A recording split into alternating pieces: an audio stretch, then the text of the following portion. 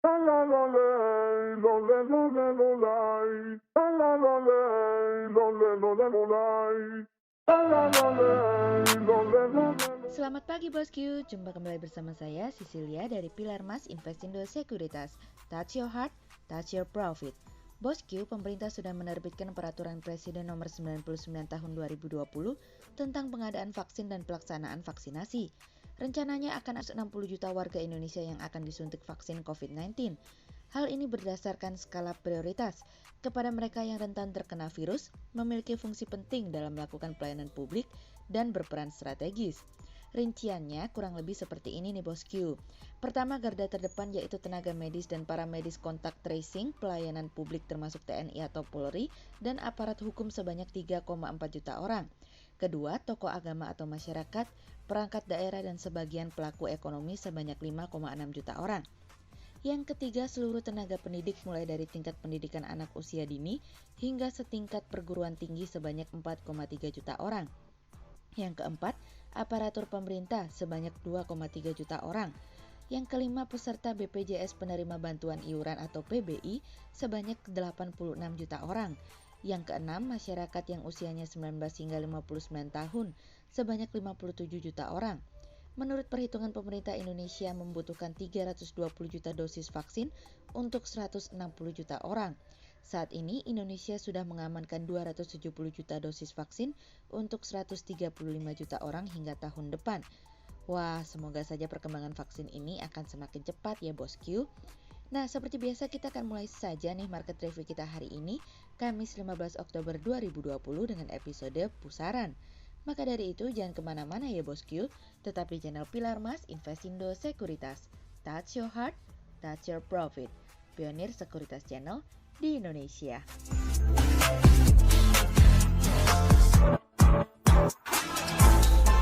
Seperti biasa kita akan mulai dari Global Economics Calendar. Ada berita dari US MBA Mortgage Applications yang turun dari sebelumnya 4,6% menjadi minus 0,7%. Kemudian ada dari US PPI Final Demand Month on Month yang naik dari sebelumnya 0,3% menjadi 0,4%, sementara year on year naik dari sebelumnya minus 0,2% menjadi 0,4%. Kemudian ada dari Euro Industrial Production SA Month on Month yang turun dari sebelumnya 5% menjadi 0,7%.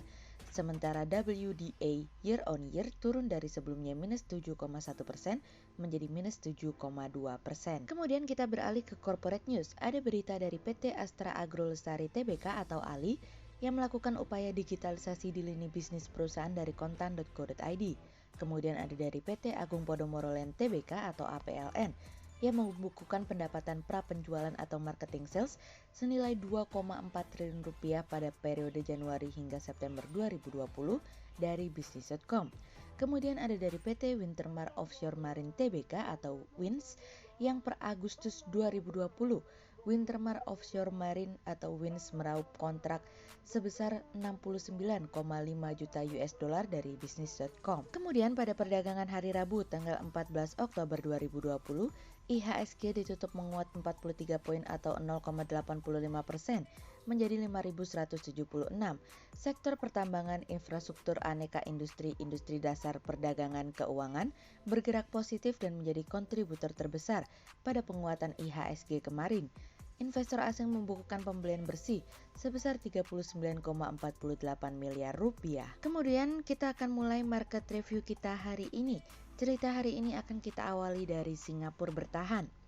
Bank Sentral Singapura pada akhirnya memberikan isyarat bahwa mereka akan mempertahankan kebijakan moneternya untuk tidak berubah dan bertahan dengan apa yang sudah ada untuk menjaga proses pemulihan ekonomi.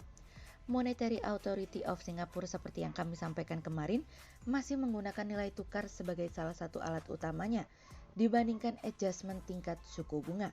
Namun, kecepatan proses pemulihan masih lemah karena permintaan global pun juga mengalami penurunan, yang dimana diikuti dengan penurunan pasar tenaga kerja dan kekhawatiran mengenai wabah virus corona yang berkepanjangan.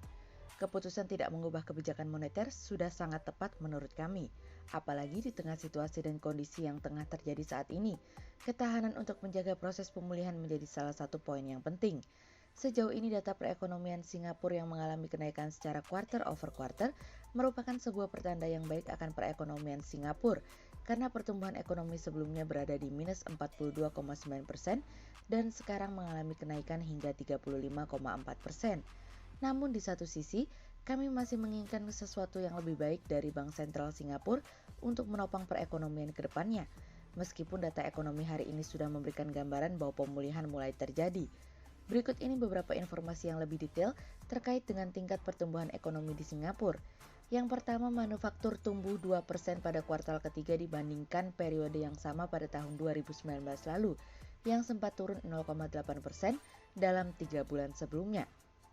Yang kedua, konstruksi mengalami penurunan sebanyak 44,7% secara year on year, meskipun di atas kertas mengalami perbaikan dari penurunan sebelumnya 59,9% pada kuartal kedua.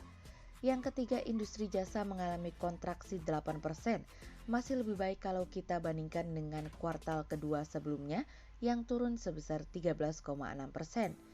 Perekonomian Singapura yang mengalami pemulihan mengikuti Cina akan menjadi salah satu poin yang bagus untuk kita saat ini, karena baik Cina dan Singapura merupakan mitra dagang yang terpenting bagi Indonesia. Meskipun Jepang masih terseok-seok, setidaknya ada Cina dan Singapura yang diharapkan dapat mengkatrol perekonomian Indonesia. Namun semua kembali lagi, berhasil atau tidaknya Indonesia bangkit bukan hanya dari pihak di luar tapi juga kesiapan dan keyakinan kita untuk bangkit kembali khususnya di sisa tahun ini. Kemudian cerita selanjutnya datang dari sebuah catatan IMF untuk kamu. Setelah merevisi target pertumbuhan ekonomi pada 2020, IMF juga menyampaikan catatan untuk menyelesaikan pandemik virus corona. IMF menilai kebijakan fiskal yang berlebihan tidak cukup dalam menangani dampak virus corona. Berdasarkan data, dukungan fiskal global telah mendekati 12 triliun US dollar untuk menopang krisis kesehatan yang kini berkembang menjadi krisis ekonomi akibat virus corona. Kepala Ekonom Dana Moneter Internasional Gita Gopinath menilai masih banyak yang harus dilakukan untuk memastikan pemulihan yang berkelanjutan. Pertama, kolaborasi internasional yang lebih besar diperlukan untuk mengakhiri krisis kesehatan ini. IMF memperkirakan jika solusi medis dapat tersedia lebih cepat dan lebih luas, hal itu dapat menyebabkan peningkatan kumulatif dalam pendapatan global hampir 9 triliun US dollar pada akhir 2025. Sehingga dapat meningkatkan pendapatan di semua negara dan mengurangi perbedaan pendapatan. Kedua, IMF melihat kebijakan harus didorong secara agresif dan fokus pada upaya membatasi kerusakan ekonomi yang berkepanjangan akibat krisis ini. Jika memungkinkan, dukungan dapat dilakukan melalui penangguhan pajak, moratorium pada layanan hutang, dan suntikan modal. Seiring waktu dan dengan menguatnya pemulihan, Gita menegaskan, kebijakan harus bergeser untuk memfasilitasi realokasi pekerja dari sektor-sektor yang cenderung menyusut dalam jangka panjang ke sektor-sektor yang sedang tumbuh. Sebagai contoh, ia menyebutkan e-commerce sebagai sektor yang sedang bertumbuh. Terakhir, kebijakan harus dirancang dengan tujuan menempatkan ekonomi pada jalur pertumbuhan yang lebih kuat, adil, dan berkelanjutan. Gita mengungkapkan, pelonggaran kebijakan moneter global, meskipun penting untuk pemulihan, harus dilengkapi dengan langkah-langkah untuk mencegah penumpukan risiko keuangan dalam jangka menengah dan independensi bank sentral harus dijaga dengan segala cara. Meskipun suku bunga rendah dan proyeksi rebound dalam pertumbuhan pada tahun 2021 akan menstabilkan tingkat utang di banyak negara, Gita melihat semua negara akan mendapat manfaat dari kerangka fiskal jangka menengah yang tepat untuk memberikan keyakinan bahwa utang tetap berkelanjutan. IMF juga mengatakan bahwa akan ada kenaikan angka kemiskinan secara tajam untuk pertama kalinya dalam kurun waktu 20 tahun terakhir karena pendapatan masyarakat yang terus mengalami penurunan. Perekonomian akan dihadapkan dengan tingkat penurunan yang belum pernah terjadi sebelumnya, sehingga dibutuhkan perjuangan yang lebih besar untuk keluar dari resesi. Perekonomian akan menjadi lebih lambat, tidak merata, dan diiringi dengan ketidakpastian.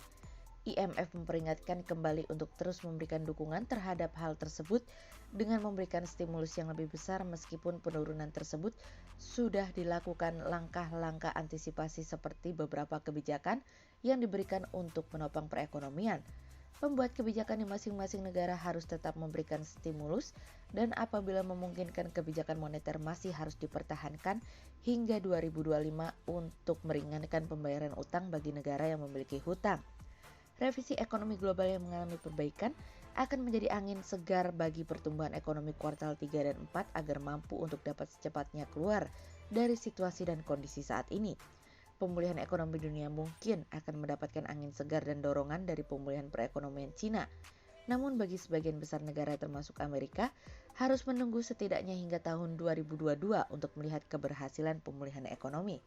Sehingga berdasarkan technical analisa, kami melihat saat ini IHSG memiliki peluang bergerak melemah dan ditradingkan pada level 5.065 hingga 5.213. Berikut stock watch pilar emas hari ini. Yang pertama ada dari LSIP, kemudian yang kedua ada dari BRPT, dan yang ketiga ada dari TBLA. Berikut dua saham yang kami analisa hari ini ya bosku. Yang pertama ada dari PYFA atau PT Pyridam Pharma Tbk yang menaikkan nota kesepahaman dengan perusahaan farmasi asal Australia terkait komersialisasi kandidat vaksin COVID-19. Upaya akan adanya ketersediaan vaksin bagi virus corona atau COVID-19 terus dilakukan di berbagai belahan dunia, sehingga sejumlah produsen masih berlangsung untuk menyelesaikan uji klinis vaksin tersebut karena dengan adanya vaksin, tentunya kehidupan normal berjalan kembali. Hal ini mendorong PT Pyridam Pharma Tbk menaikkan nota kesepahaman atau Memorandum of Understanding dengan perusahaan farmasi asal Australia, Vaksin Pty Ltd, terkait komersialisasi kandidat vaksin COVID-19. Sehingga berdasarkan technical analisa dalam tren pada jangka waktu short term berpotensi untuk bullish dengan target 1050 dan tingkat probabilitas sebesar 52%. Kemudian yang kedua ada dari APLN atau PT Agung Podomoro Land Tbk yang membukukan pendapatan prapenjualan atau marketing sales senilai 2,4 triliun rupiah pada periode Januari hingga September 2020. Pencapaian tersebut meningkat 76% dibandingkan periode yang sama tahun lalu senilai 1,4 triliun rupiah.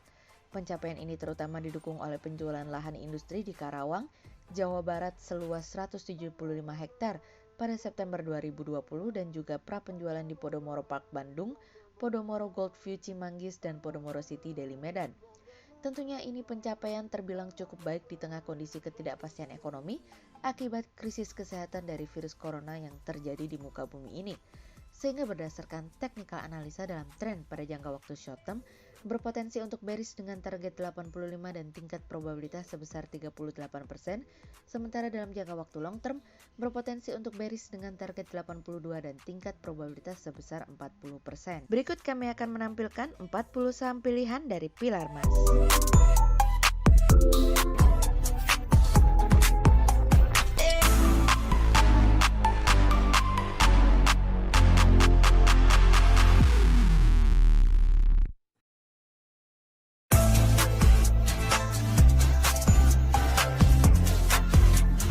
Sekian untuk review market kita kali ini ya bosku. Untuk info lebih lengkapnya bosku bisa download PDF dengan klik link di bawah video ini, atau bisa juga langsung akses ke website kami di www.pilarmas-investindo.co.id.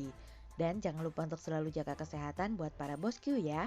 Kita akan bertemu lagi besok pagi untuk market review yang berikutnya. Jadi jangan lupa like, subscribe, dan tonton terus channel Pilar Mas Investindo Sekuritas. Touch your heart, touch your profit. Pionir Sekuritas Channel di Indonesia.